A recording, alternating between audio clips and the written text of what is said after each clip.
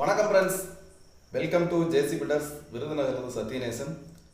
2026 வீடு கட்டுவர்களுக்கு தினமும் ஒரு டிப்ஸ் கொடுத்துட்டு இருக்கிறோம். கண்டிப்பாக உங்களுக்கு யூஸ்ஃபுல்லாக இருக்கும் அப்படி என்று நான் நம்புகிறேன். தொடர்ந்து வீடியோவை கண்டினியூவாக பாருங்கள். இப்போ தான் நம்முடைய சேனலை நீங்கள் முத பார்க்குறீங்கன்னா சப்ஸ்கிரைப் பண்ணி வச்சுக்கோங்க. கூடவே ஹைப்னு சொல்லி ஒரு ஆப்ஷன் இருக்குது, அதை கொடுத்துங்க. பாயிண்ட் கேட்கும், பாயிண்ட் கொடுங்க. வாங்க வீடியோக்குள்ளே போகலாம். தொடர்ச்சியாக வீடு கட்டுமான பணியில் அடுத்தடுத்து ஸ்டெப்புகளை சொல்லிக்கிட்டே இருக்கேன்.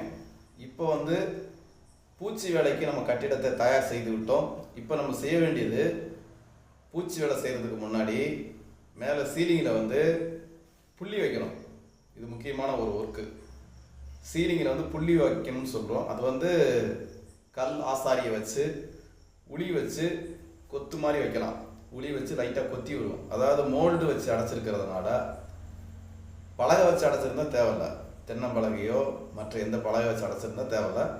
மோல்டு ஷீட் வச்சு அடைச்சிருந்தா கண்டிப்பான முறையில் சீலிங்கில் புள்ளி வைக்கணும். அப்படி இல்லைன்னா மிஷின், கட்டிங் மிஷின் வச்சு அங்கங்கே கோடு போட்டு விடணும். கோடு போட்டு விடும்போது எதுக்காக செய்கிறோம் அப்படின்னா, நம்ம சீலிங்கில் பால் அடித்து, சிமெண்ட் பால் அடித்து சுவர் பூசுவோம், சீலிங் பூசுவோம். அப்போ கிரிப் வேணும். இப்படி மோல்டில் அப்படியே பால் அடித்து அப்படியே பூசுவது கண்டிப்பான முறையில் நாளடைவில் விழுந்துடும். நிறைய வீடுகள் அதே போல் பிரச்சனையாக இருக்குது.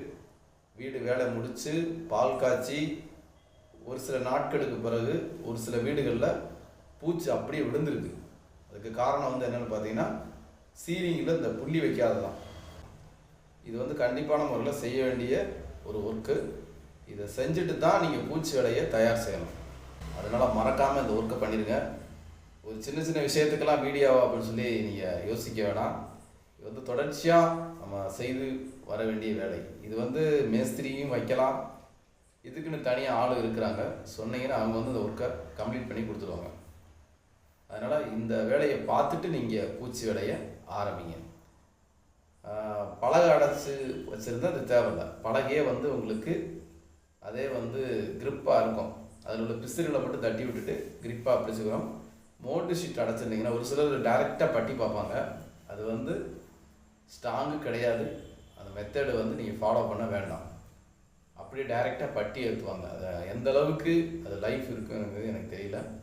நான் இந்த ஃபீல்டில் தான் இருக்கேன். அதனால் கண்டிப்பான முறையில் புள்ளி வைங்க, இல்லைனா கட்டிங் மிஷின் வச்சு கோடு போட்டு விட்டுட்டு இந்த ஒர்க்கை பாருங்கள். ஓகே, இந்த வீடியோ கொடுத்து உங்களுடைய கருத்துக்களை மறக்காமல் தெரிவிங்க. நாளைக்கு என்ன செய்யலாங்கிறத நாளைக்கு வீடியோ சொல்கிறேன்.